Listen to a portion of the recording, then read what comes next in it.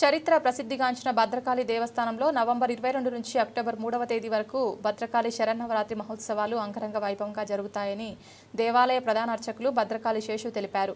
వరంగల్ నగరంలోని ప్రసిద్ధిగాంచిన భద్రకాళి దేవస్థానం ఆవరణలో ఏర్పాటు చేసిన మీడియా సమావేశంలో దేవాలయం రాముల సునీత, ప్రధాన అర్చకులు భద్రకాళి శేషు, అర్చకులు Narasimhaswamy, trust board member Purnachander, Veeranna, అధికారులు, సిబ్బంది తదితరులు పాల్గొన్నారు.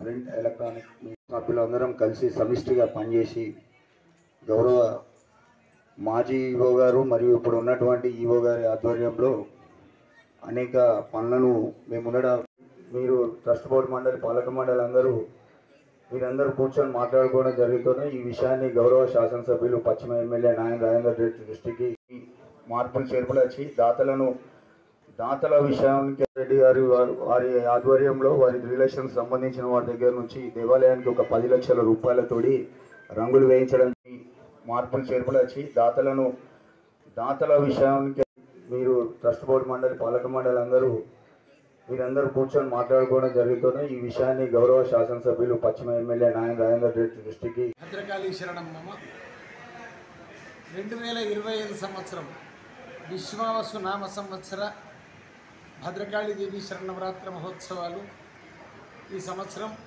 22 సెప్టెంబర్ 2025 సోమవారం నుండి 3 అక్టోబర్ 2025 శుక్రవారం వరకు అత్యంత వైభవోపేతంగా జరపబడతాయి.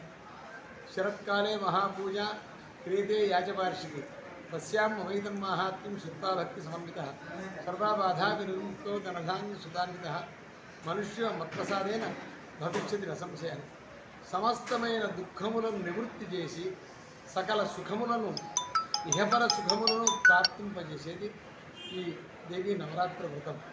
కాబట్టి ఈరోజు 22వ తారీఖు నాడు సోమవారం సెప్టెంబర్ నెల 2025 కలశస్థాపన, 26వ తారీఖు లలితా పంచమి, 29వ తారీఖు పుస్తక రూపిణి సరస్వతి పూజ, 30వ తారీఖు దుర్గాష్టమి, ఆనాడు అమ్మవారికి చద్దులు చెయ్యాలి. అట్లాగే 1వ తారీఖు మహానవమి, ఆనాడు బలి చెయ్యాలి. బలి అంటే బలి పూజాయాం ధాతు, అందరూ విజయదశమి నాడు బలి చేస్తారు. కేవలం మహానవమి నాడే పూజ అంతా అష్టమి నాడు, బలి అనేది నవమి నాడు చెయ్యాలి. విజయదశమి అమ్మవారిని ఉద్వాసన జరపాలి, కలశస్థాపన చేసింది. ఇది క్రమం.